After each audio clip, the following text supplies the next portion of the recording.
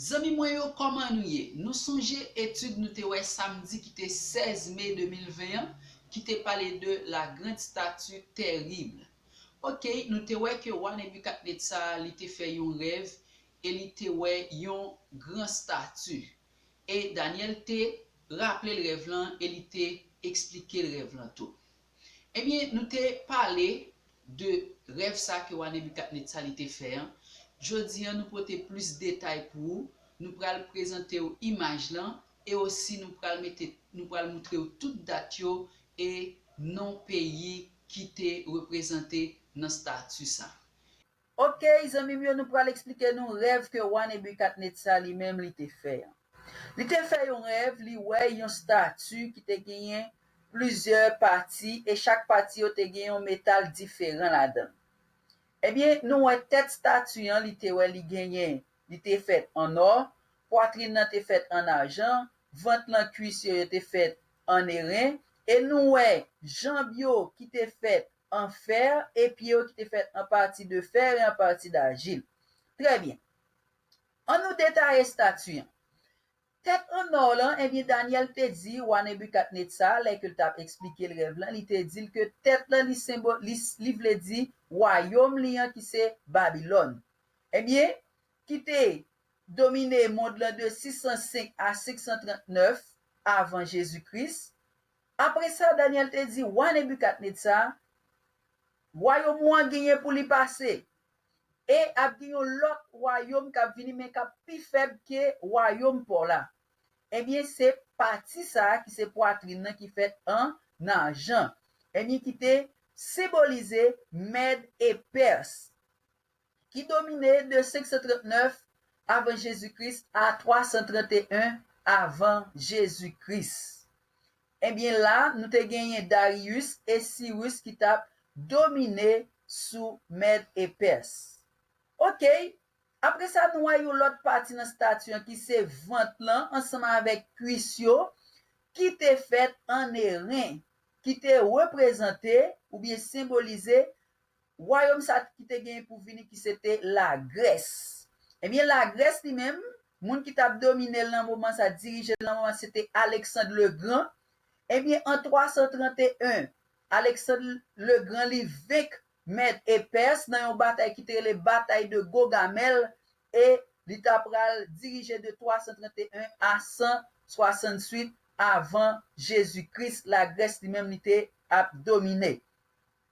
Nou wè, jambyo ki fèt en fer lan, li te reprezente Empire Romain ki te genye pou domine de 168 avant Jésus-Christ jusqu'à 476 après Jésus-Christ. Ebyen nou en 168 avant Jésus-Christ, yo tapral vek la Grèce nan yon batay ki te le batay de Pydna.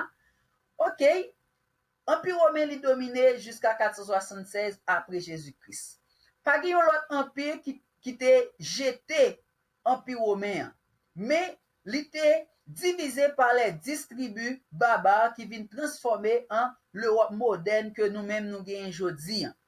Ebyen, zami yo, distribu sa yo, nou pral cite yo pou nou, pou ke nou kapab wè de ki peyi ke nou men nap pale.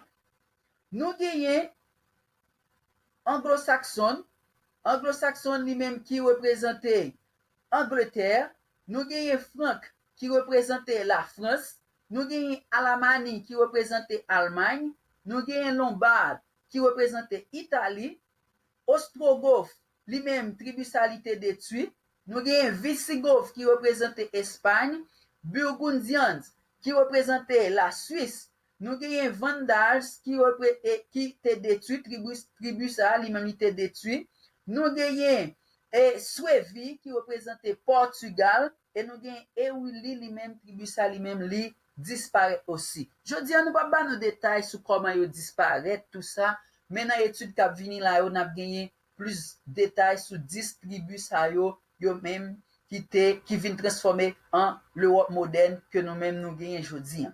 Ok, rev li même la continue, ki sa Roi Nebukadnetsa li même li te wè anko.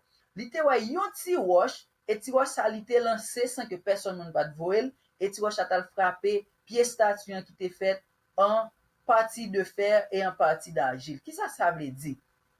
Eh bien, ça veut dire que c'était un royaume qui t'a divisé, t'as une partie qui forte tant qu'on fer et t'as une partie qui faible tant qu'on agile. Mais faire ensemble avec agile, yo pas mélanger ensemble, c'est ça que fait, non est que et l'Europe lui-même li pas ka uni pour faire un seul pour yo gagner un grand monde qui diriger parce que prophétie lui-même te dit Pierre lui-même lui fait en fer et agile qui représentait l'Europe moderne que nous-mêmes nous connaissons aujourd'hui.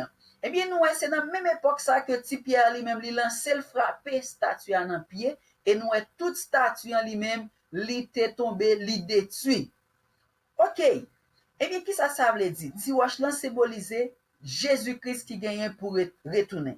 Et ti wash après le fin frapper statue, li grandit, le tourner yon montagne, eh bien, ça veut dire que c'est royaume, les Jésus vini, royaume bon Dieu li pral établi sous toute la terre. Et mes amis, c'est comme ça que roi lui-même il te fait rêve là et c'est prophétie ça que bon Dieu t'a fait passer te vle bail par rapport avec rêve que roi Nebukadnetsar il te fait. Eh bien, je dis nous est que la Bible te dit tête là lui-même qui te représenté Babylone, li te gain pour le passer et li passé vrai. Il te dit poitrine qui te fait en argent qui représentait Mède et Perse, li passé vrai. Eh bien, nous voyons l'autre royaume, ventre là avec cuisse qui te fait en airain, OK? Eh bien, nous est que yo li passé vrai, la Grèce passée. Et nous est pied jambio qui fait en fer, qui représentait Empire romain, li passé vrai. Quand y a nous dans dernière période là côté nous en pied de fer hein, et en partie d'argile. Yon seul bagage qui était pour faire, c'est Jésus qui gagne pour lui retourner. Zamim, prophétie yo averti nous ça qui gagne pour faire. Yon façon pour que nous capable ranger pied nous pour nous connaître qui ça que nous-mêmes nous qui gens que nous devons comporter nous, qui décision que nous devons prendre pour vie éternelle. Et mes amis, si vous pas prêt pour retour Jésus, à soir même, jeudi même, ou bien matin même, commencez à faire préparation ça parce que Jésus lui-même, lui pas loin pour lui retourner. Ok, moi espérer que nous te remet vidéo ça. Si vous aimez, like et aussi partager pour que plus d'amis capables joindre vidéo ça et aussi capable apprendre ensemble avec nous. Toujours rester soudés ensemble avec nous. Pas oublier chaque samedi à 4h PM pour moun qui Brésil et 3h PM pour moun qui Haïti, Chili, République Dominicaine, États-Unis, Canada. Nous live chaque samedi. Eh bien, n'a demandé pour que nous capables toujours être connectés avec nous dans la vidéo et aussi dans la vidéo que nous toujours là sur YouTube. Fait plus d'amis jouer une vidéo ça et comme ça, bon Dieu pas manquer vidéo. Merci.